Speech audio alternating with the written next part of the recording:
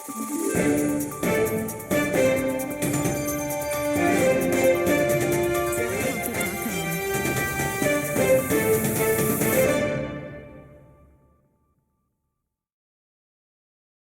नमस्कार, मैं कौस्तुभ उपाध्याय। प्रखर खबर में आप सबका स्वागत है। अयोध्या वासियों की जय। दोस्तों, लोकसभा चुनाव के नतीजों की हर कोई अपने अपने तरीके से व्याख्या कर रहा है। कांग्रेस ये सोचकर खुश है कि उसने अपनी बात को असरदार ढंग से मतदाताओं तक पहुंचाकर न केवल अपनी सीटें दोगुनी कर लीं, बल्कि भाजपा को भी अपने दम पर सरकार बनाने से रोक दिया। उधर बीजेपी इस बात से खुश है कि बैसाखियों के सहारे ही सही, जैसे तैसे वो लगातार तीसरी बार केंद्र में सरकार बनाने जा रही है। दोस्तों, इन दो प्रमुख पहलुओं के अलावा एक तीसरा पहलू भी इस चुनाव का है, जो हमारी समझ में इस सबसे कहीं ज्यादा महत्वपूर्ण और दीर्घकालिक असर वाला है। वह है जनता की अदालत में अहंकार की हार का और राम के नाम पे सियासत को नकारे जाने का। दोस्तों, इस लोकसभा चुनाव में भाजपा को सबसे करारा झटका कहीं लगा है तो वो प्रभु श्री राम की कर्मभूमि उत्तर प्रदेश में है। वो भी खासकर अयोध्या और उसके आसपास के कई सीटों में भाजपा के प्रत्याशियों को करारी हार का सामना करना पड़ा। ये अपने आप में एक बहुत बड़ा संदेश देता है। अयोध्या मंडल की इन सीटों पर लाइन से भाजपा को मिली इस करारी हार का संदेश बहुत साफ और स्पष्ट है। लोगों ने राम के नाम पर भाजपा की सियासत को साफ तौर पर नकार दिया है। जनता के इस बेमिसाल फैसले की अपनी पुख्ता वजहें हैं, जिन्हें अयोध्या के स्थानीय लोग ही बेहतर ढंग से समझ सकते हैं।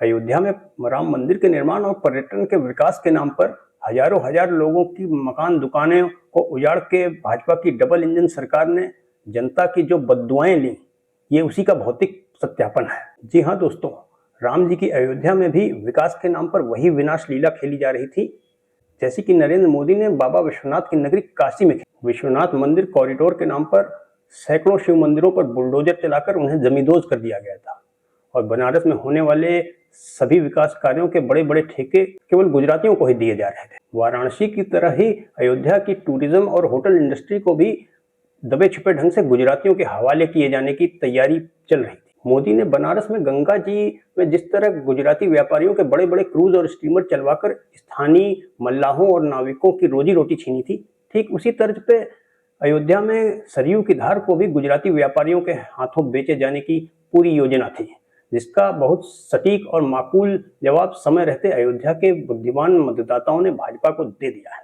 भाजपा के कद्दावर मंत्री लल्लू सिंह को लल्लू बनाकर और सपा प्रत्याशी अवधेश प्रसाद को जीत का प्रसाद देकर अयोध्या की जनता ने साबित कर दिया है कि वो कल भी अवधेश के साथ थी और वो आज भी अवधेश के ही साथ है। हालांकि भाजपा ने बसपा के जरिए यहाँ ब्राह्मण उम्मीदवार खड़ा करवाकर दलितों और ब्राह्मणों के वोटों को भटकाने की दोहरी शेखंडी चाल भी चली, लेकिन अयोध्या की जनता ने उसकी साजिश को भांपकर उसके इरादों को पूरी तरह नेस्तल नाबूद कर दिया। कोर्ट के फैसले से अयोध्या में बन रहे राम मंदिर का जो राजनीतिक फायदा भाजपा उठाने की कोशिश कर रही थी, उसे झटका देते हुए यूपी की जनता ने इस बार बीजेपी को हाफ मार्क पर लाकर खड़ा कर दिया है। अयोध्या ही नहीं बल्कि उससे सटी बस्ती, बाराबंकी और संत कबीर नगर जैसी सीटों पर भी भाजपा के प्रत्याशियों को एक लाइन से हार का सामना करना पड़ा है।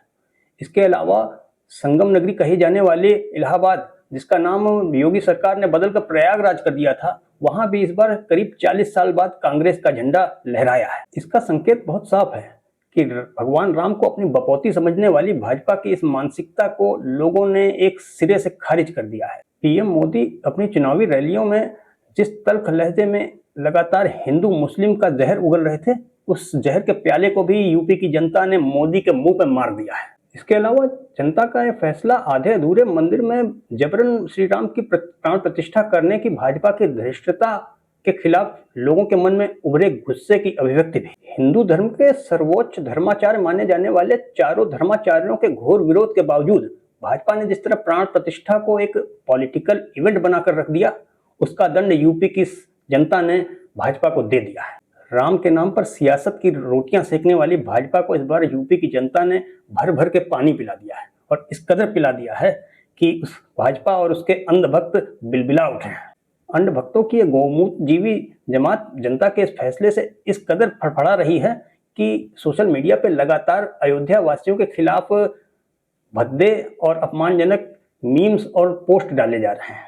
हालांकि ये टिप्पणियां वो बेचारे कोई अपने मन से या अपने दिमाग से नहीं कर रहे हैं, उन्हें तो सुबह सवेरे शाखा में जो आईटी सेल के 8वीं फेल फिलक्कड़ों का मैटर पकड़ा दिया जाता है, वो दिन भर उसे सोशल मीडिया पे चेपते टीपते रहते हैं। यही इन अंधभक्तों का जीवन है। कल को भाजपा को वोट न देने के कारण अगर उनके माँ बाप के खिलाफ गालियां लिखकर भी उन्हें पकड़ा दी जाएं, तो उसी भाव से इसे सोशल मीडिया, व्हाट्सएप, फेसबुक पर चिपकाते रहेंगे, क्योंकि ये बुद्धिहीन प्राणी मनुष्य के शरीर में एक रोबोट का जीवन जी रहे हैं, जिसका रिमोट कंट्रोल भाजपा और उसके आईटी सेल के चिरकुट चिल्लरों के हाथ में है। इन रोबोटों के मदरबोर्ड में केवल कॉपी और पेस्ट का प्रोग्राम ही इंस्टॉल किया गया है। थिंकिंग और एनालिसिस का चिप तो इनके हार्डवेयर में लगा ही नहीं है। फेसबुक पर ऐसे ही एक बुद्धिहीन अंधभक्त की पोस्ट पर मेरी नजर पड़ी, जिसमें लिखा था कि अच्छा हुआ प्रभु श्री राम रावण के खिलाफ युद्ध लड़ने के लिए भालुओं और बंदरों को ले गए। अगर वो अयोध्या के हिंदुओं को ले जाते तो वो सोने की लालच में रावण की सेना में ही शामिल हो जाते। दोस्तों, मैंने उससे कमेंट करके पूछा कि इसका मतलब तो ये हुआ कि हनुमान जी, सुग्रीव, अंगद और जामवंत तुम्हारी नजर में देवगण न होके भालू और बंदर हैं? तो उस अंधभक्त ने इसका कोई जवाब नहीं दिया था, और वो बेचारा देता भी कैसे?